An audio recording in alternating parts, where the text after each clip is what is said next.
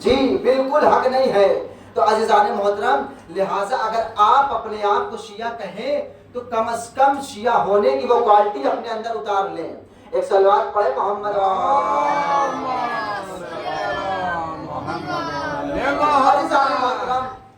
مولانا کہتا ہے میں آپ کا شیعہ ہوں۔ میرے مولا نے کیا کہا نہیں تو میرا چاہنے والا تو ہو سکتا ہے، میرا شیعہ نہیں۔ تعجب سے کہہ رہا مولا میں آپ سے کہہ رہا ہوں میں آپ کا شیعہ ہوں، لیکن آپ کہہ رہے ہیں آپ میرا چاہنے والا۔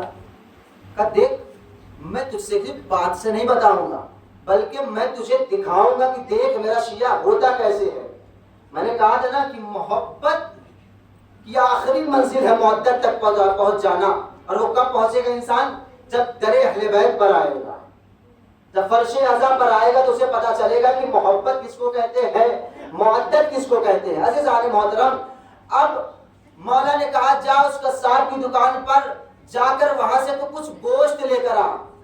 مولا نے اس کو کچھ دینار دیا، دینے کے بعد اب وہ شخص جاتا ہے۔ جانے کے بعد اس بستی کے اندر جس نے یہ دعویٰ کیا تھا میں شیعہ ہوں، مولا کا تو شیعہ نہیں چاہنے والا ہے، اب اس قصاب کی دکان کے پاس جاتا ہے۔ جانے کے بعد قصاب کو جیسے اس نے دینار دیا،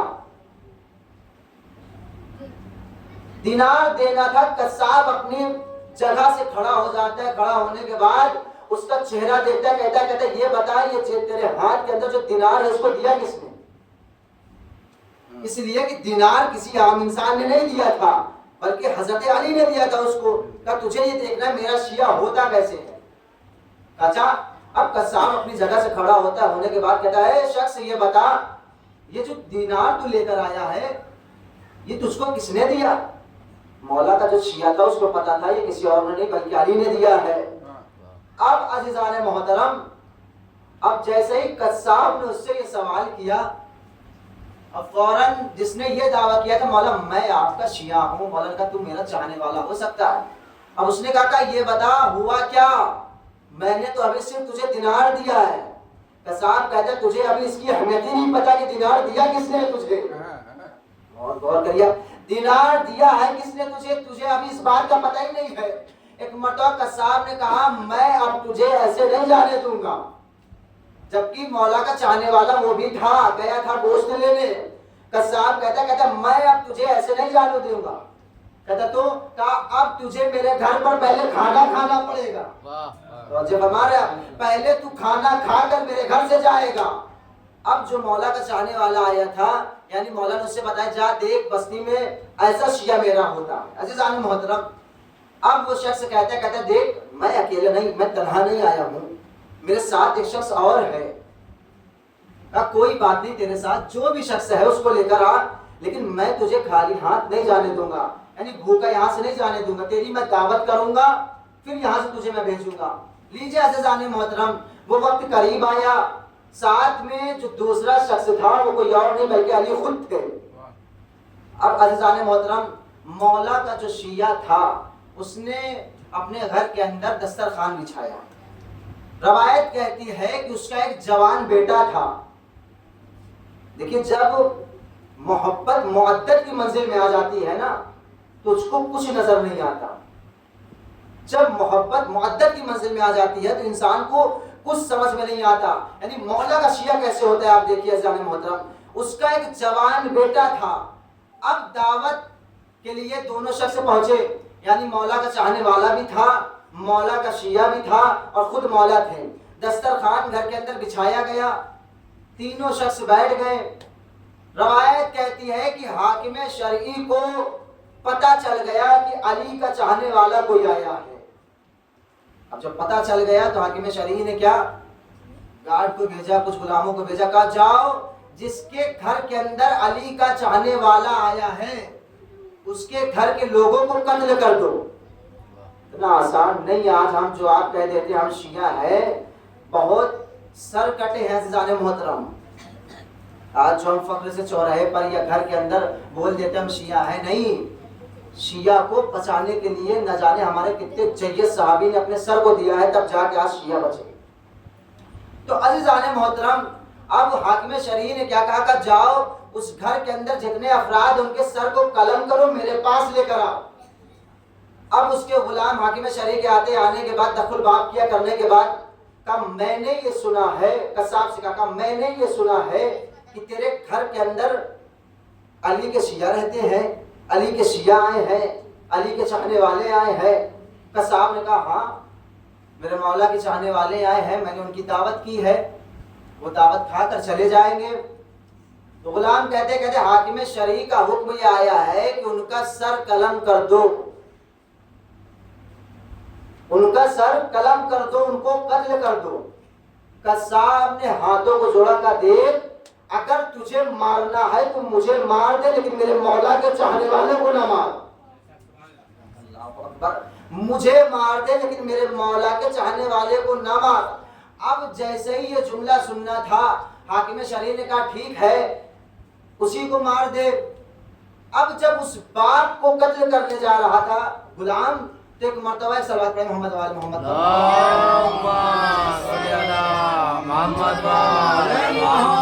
عزیزان محترم، بیٹا آتا ہے، آنے کے بعد کہتا ہے بابا آپ قتل نہ ہو، قتل مجھے ہونے دیجئے، اس لیے کہ آپ کے مولا کے چاہنے والے آئے ہیں، کہیں ایسا نہ ہو جائے کہ ان کی مہمان نوازی میں کچھ کمی ہو جائے، اس لیے میری عمر ابھی اتنی زیادہ نہیں ہے جتنی آپ کی ہے۔ باپ بیٹے میں ابھی یہ مشورہ ہو رہا تھا، کون؟ یہ مولا کے چاہنے والے نہیں، شیعہ تھے۔ مولا کا چاہنے والا جو تھا وہ دسترخوان پر بیٹھا تھا، مولا خود بیٹھے تھے، لیکن باپ اور بیٹے دوسرے کمرے میں مشورہ یہ کر رہے تھے کہ حاکم شرعی نے حکم یہ دے دیا کہ دونوں میں سے ایک کا سر دینا ہے۔ باپ کہتا ہے میں خود اپنا سر دے دوں، لیکن بیٹا منع کر رہا ہے، بابا اگر آپ نے اپنا سر دے دیا تو کہیں ایسا نہ ہو کہ ان کی خدمت میں کوئی کمی ہو جائے، لہٰذا میں اپنا سر دے دوں گا، میں اپنا سر دے دوں گا، آپ کا سر بچ جائے، اس لیے کہ آپ ان کی خدمت میں کوئی کمی نہیں کریں گے۔ لیجیے عزیزان محترم، نے تمام بات کو چھوڑا۔ روایت یہ کہتی ہے کہ بیٹے کو قتل کر دیا گیا، کس کی محبت میں؟ علی کی محبت میں۔ بیٹے کو ذبح کر دیا گیا، کس کی محبت میں؟ علی کی محبت میں۔ عزیزان محترم، مولا کا شیعہ ہوتا کیسے دیکھیے، جب ذبح کر دیا، قتل کر دیا، تو باپ نے اپنے بیٹے کا سر اور اس کا تن ایک کوٹھری کے اندر جا کے رکھ دیا، رکھنے کے بعد جا کر خود دسترخوان پہ بیٹھ گیا مولا کے ساتھ۔ اب مولا نے اس سے یہ کہا، ابھی جو سامنے بیٹھے اس کو بھی نہیں معلوم تھا میرے سامنے جو ذات بیٹھی ہے وہ علی خود ہے، اس کو بھی معلوم نہیں تھا کہ میرے سامنے جو ہے وہ خود علی ہے۔ عزیزان محترم، اب قصاب نے کہا کہ حضور کھانا کھانا آپ شروع کریے۔ ایک مرتبہ میرے مولا نے کہا ابھی نہیں کھائیں گے، میں نے یہ سنا ہے تیرے پاس ایک جوان بیٹا ہے۔ اللہ اکبر، میں نے یہ سنا ہے تیرے پاس ایک جوان بیٹا ہے۔ قصاب نے کہا کہ مولا وہ ابھی باہر گیا ہے۔ قصاب بہانے پہ بہانہ کرتا جا رہا ہے۔ قصاب کو تو معلوم تھا نا میرا بیٹا جو قتل ہوا وہ علی کی محبت میں، لیکن قصاب کو یہ نہیں معلوم جو ذات بیٹھی ہے سامنے وہ خود علی ہے۔ عزیزان محترم، اب قصاب بار بار بہانہ کر رہا ہے کہ مولا کھانا کھانا شروع کر دیجئے، بیٹا میرا باہر گیا ہے۔ مولا نے کہا نہیں، میں اس وقت تک کھانا نہیں کھاؤں گا جب تک تیرا بیٹا دسترخوان پہ نہ آ جائے۔ اب قصاب کرے کیا، بیٹا تو قتل ہو چکا ہے، بتانے سے گلیز کر رہا ہے، اس لیے مولا کا شیعہ دیکھیں کیسا ہوتا ہے، اس کے دل کے اندر طاقت کتنی ہوتی ہے۔ ایک باپ کے دل سے پوچھئے کہ اس کا بیٹا قتل ہو گیا ہو اور اس کی آنکھ سے آنسو نہیں آیا، کیوں؟ وجہ یہ ہے کہ اس کے دل کے اندر معدت اہل بیت تھی، یعنی اس طریقے سے معراج محبت پر پہنچ گیا تھا، مولا کی محبت میں اتنے فائز ہو گیا تھا کہ دنیا کی کوئی چیز اسے نظر نہیں آ رہی تھی سوائے اہل بیت کے۔ اب عزیزان محترم، جب مولا نے، جب چاہنے والے نے اصرار کیا کہ اپنے بیٹے کو بلا، اپنے بیٹے کو بلا، لاسٹ میں آخر وہ باپ رونے لگا، رو کر کہتا ہے اے انجان، اے شخص تجھے نہیں پتا کہ میرے بیٹے کو علی کی محبت میں قتل کر دیا گیا۔ اللہ اکبر، میرے بیٹے کو علی کی محبت میں قتل کر دیا گیا۔ میرے مولا نے جیسے ہی جملہ کہا کہ اپنے بیٹے کو لے کر میرے پاس آ۔ ابھی قصاب کو معلوم نہیں تھا کہ میں علی وہ علی سامنے۔ اب عزیزان محترم، روایت کہتی ہے قصاب نے اپنے بیٹے کو لے کر آیا، جیسا ہی لانے کے بعد میرے مولا نے حکم دیا کہا اس کے تن کو سر کو ملا۔ اب جیسے ہی تن کو سر کو ملایا، میرے مولا نے فوراً حکم دیا کہا قم بإذن اللہ، اٹھ جا میرے حکم سے، اللہ اکبر، اٹھ جا میرے حکم سے۔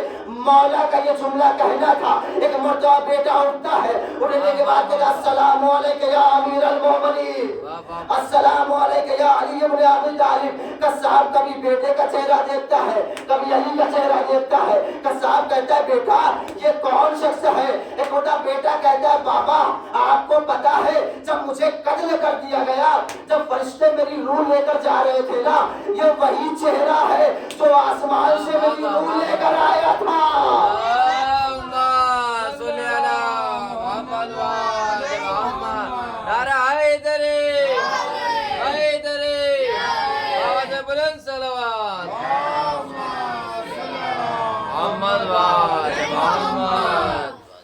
یہ کوئی اور ذات نہیں ہے بلکہ یہ خود امیر المومنین ہے. قصاب مولا کے قدموں میں گرا.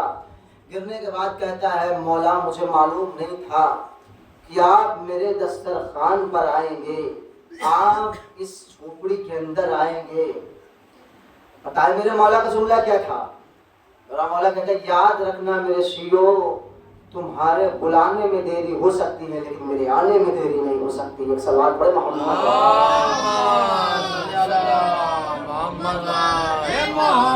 بلانے میں تو دیری ہو سکتی ہے لیکن میرے آنے میں دیری نہیں ہو سکتی.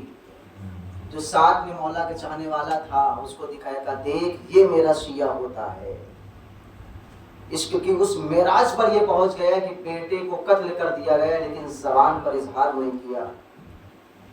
آج ہمارے اور آپ جیسا انسان ہوتا, اگر بچہ گھر کے اندر بیمار پڑ جاتا ہے تو پورا گھر پریشان ہو جاتا ہے. پورا گھر پریشان ہو جاتا ہے کہ میرا بچہ بیمار ہے, میرا بچہ فیور کی حالت میں, بخار کی حالت میں ہے. لیکن اس کا تو بیٹا قتل کر دیا گیا اسی کے سامنے, لیکن اظہار کیوں نہیں کیا؟ اس لیے کہ اس کے دل کے اندر اہل بیت کی محبت معراج کر رہی تھی. بس عزیزان محترم, وقت میں اتنی گنجائش نہیں ہے کہ بات کو آگے بڑھائی جائے. دیکھنا یہ ہے کہ مولا کے چاہنے والوں کے جہاں پر اتنے فضائل ہیں, آج ہم اور آپ فرش عزا پر بیٹھے ہیں. کس لیے بیٹھے ہیں؟ تاکہ حسین کو پرسہ دے سکے. آج آپ کو اس ذات کو پرسہ دینا ہے, اس امام کو پرسہ دینا ہے. یاد رکھیے گا تاریخ کہتی ہے کہ دو لاشوں میں بڑا فرق تھا, دونوں بھائی کے لاشوں میں بڑا فرق تھا. امام حسین اور امام حسن کی لاش میں ایک فرق یہ تھا کہ مولا حسن کی لاش کے اوپر تیر تھی, یعنی مولا حسن کی لاشوں کے اوپر تیر برسائی گئی. یہ مظلومیت ہے ہمارے امام کے اوپر. یعنی جہاں اتنی فضائل ہیں میرے مولا کے, اتنے مناقب بیان کیے جاتے ہیں, جہاں اتنی عظمت ہے, جہاں پر فرشتے روزانہ سلام کرتے تھے آ کر, لیکن مسلمانوں نے انہی نبی کی آل پر اتنے ظلم کیے. عجیب مسلمان تھے کربلا کے اندر, ذرا بھی انہیں رحم نہ آیا. عزادارو آپ کو پتہ ہے مولا حسین کا لاشا تیروں پر تھا, جہاں کربلا میں ہر ماں اپنے بیٹے کو سوار کر کے کیا کہتی تھی, دیکھو کل تم کو حسین پہ قربان ہونا ہے. خدا آپ کو کوئی غم نہ دے سوائے غم سید الشہداء کے. آپ کو پتہ ہے میں ایک جملہ پڑھ کے مصائب کے بند پڑھنا شروع کروں گا. کسی گھر کے اندر اگر شادی کا ماحول ہوتا ہے, اگر شادی کا ماحول رہے, اگر اس گھر کا دولہا مر جائے تو پورا خاندان روتا ہے. ذرا حسین کے دل سے پوچھو, ذرا فروہ کے دل سے پوچھو کہ جب قاسم جاتے ہیں, جانے کے بعد کہتے ہیں چچا مجھے جنگ کی اجازت دے دو. ذرا اس دلہن کے دل سے پوچھو جو ابھی ایک رات کی بیاہ تھی, اس کا شوہر کہتا ہے کہ مجھے جنگ کی اجازت دے دو. بڑی مظلومیت ہے عزادارو, جہاں پر ہمارے مولا کے اتنے فضائل بیان کیے جاتے ہیں. یقین مانیے کہ ایک جوان کی جب موت ہوتی ہے نا تو ماں تڑپ کے روتی ہے. ہمارے سرکار فرماتے ہیں دیکھو حسین کے غم میں ایسے رونا جیسے ایک بوڑھی ماں اپنے جوان کے لاشے پر روتی ہے. جیسے ایک بوڑھی ماں ایک جوان کے لاشے پر روتی ہے. آپ کو پتا ہے قاسم کی عمر کیا تھی؟ اگر آپ نے جملے کو اپنے دل میں رکھ لیا نا, یقین مانیے رات میں جب لیٹیے گا تب روئیے گا. جب قاسم جاتے ہیں, جانے کے بعد کہتے چچا جان مجھے بھی جنگ کی اجازت دے دیجیے. امام حسین نے کہا اے قاسم میں تجھے کیسے جنگ کی اجازت دے دوں, تو میرے مرحوم بھائی کی نشانی ہے. جب مجھے حسن کو دیکھنا ہوتا ہے نا تو میں تجھے دیکھ لیتا ہوں. قاسم آ جاتے ہیں واپس. آنے کے بعد روایت یہ کہتی ہے خیمے میں کہ بچے کے رونے کی آواز آتی ہے. ایک مرتبہ فروا آتی ہے زینب کے پاس. آنے کے بعد کہتی ہے زینب یہ کون رو رہا ہے؟ زینب فروا باہر نکل کے کیا دیکھتی ہے؟ گھٹنوں پہ سر رکھ کے قاسم رو رہے ہیں. بولے فروا نے اٹھایا لال قاسم ابھی تک تو مرنے نہیں گیا. قاسم تڑپ کے کہتے ہیں اماں میں کیسے جاؤں جب مرنے کی اجازت لینے جاتا ہوں چچا جان اجازت نہیں دیتے. یہی کہتے ہیں قاسم جب مجھے حسن کو دیکھنا ہوتا ہے تو میں تجھے دیکھ لیا کرتا ہوں. اللہ اکبر. خدا تمہیں کوئی غم نہ دے سوائے غم سید الشہداء کے. وہ عزاداروں جیسے ہی فروا نے یہ سنا. ایک مرتبہ فروا نے کہا ہے لال قاسم تمہارے بابا حسن نے بچپنے کی حالت میں تمہارے بازو پہ ایک تعویذ باندھی تھی. کہا دیکھو فروا جب میرے قاسم پہ زیادہ مصیبتیں آنے لگے نا جب قاسم پہ زیادہ مصیبتیں ٹوٹ پڑے نا تو اس تعویذ کو کھولنا اس میں حل لکھا ہوگا. فروا نے کہا قاسم اب اس سے بڑی ہمارے لیے مصیبت کیا ہوگی؟ آپ کا چچا کربلا میں تنہا رہے آپ یہاں پر بیٹھے رہے. وہ عزاداروں ایک مرتبہ فروا نے قاسم کی تعویذ کو کھولا. تعویذ کو کھولنا تھا.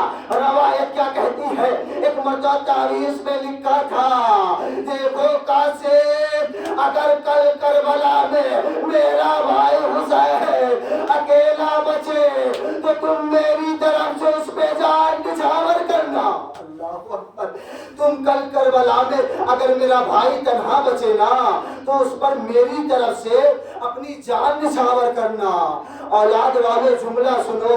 ایک مرتبہ فروا نے جیسا ہی دیکھا جانے کے بعد قاسم کے ہاتھ میں اس تعویذ کو دیا. کہا ہے قاسم جاؤ اس کو اپنے چچا کو دکھا دو جاؤ آقا حسین کو دکھا دو. ایک مرتبہ قاسم دوڑتے ہوئے جاتے ہیں. جانے کے بعد کہتے ہیں چچا جان آپ یہ دیکھیے میرے بابا نے کچھ تعویذ کیا ہے. ایک مرتبہ حسین نے جیسا ہی لیا. روایت کہتی ہے حسین نے تعویذ کو آنکھوں پہ لگایا پھر اپنے ہونٹوں پہ لگایا چوم کے جیسا ہی پڑا. ارے حسین تڑپ گئے. مدینے کا رخ کیا. رخ کر کے کہتے ہیں سلام ہو میرے بھائی تجھ پر کہ آج میں تنہا ہوں لیکن تو نے آج بھی مجھے نہ بھولا. ایک مرتبہ اسی اسنا میں قاسم اور حسین گلے سے لگ کر حسن کو یاد کرتے کرتے بے ہوش ہو گئے. لوگ عزاداروں بے ہوش سے جیسے ہی واقع ہوا تاریخ یہ کہتی ہے کہ جیسے ہی قاسم اور حسین بیدار ہوتے ہیں ایک مرتبہ جملہ سننا کیا تھا روایت کا.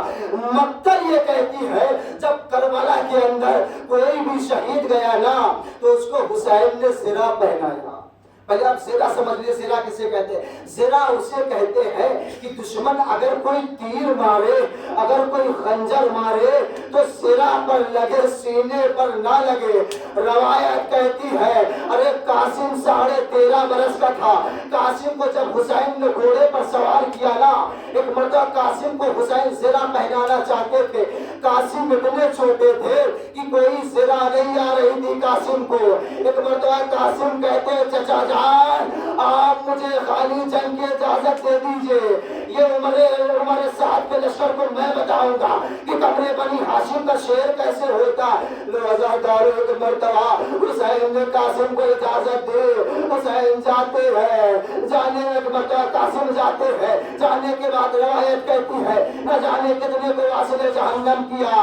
ارے امام سجاد کا جملہ ہے. ایک چاہنے والا سجاد سے پوچھتا ہے سجاد یہ بتاؤ کربلا میں سب سے زیادہ مصیبت کون سی پڑی؟ سجاد تڑپ کے کہتے ہیں تمہیں پتا ہے جب میرا قاسم کربلا میں گھوڑے سے گرا نا تو قاسم کا پیر رکاب سے پھنس گیا. جدھر گھوڑا جاتا تھا ادھر میرا قاسم جاتا تھا. ارے میرے قاسم کا لاشا کبھی ادھر کبھی ادھر.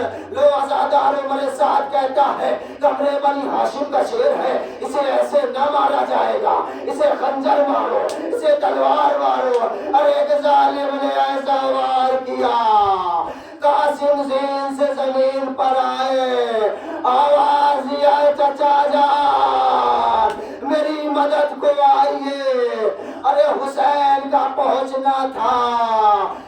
قاسم کا لاشا پامال ہو گیا۔ حسین نے کہا اے قاسم مجھے معاف کرنا، آنے میں مجھے تاخیر ہو گئی۔ الا لعنت اللہ علی قوم الظالمین، انا للہ و انا الیہ راجعون۔ ماتم حسین۔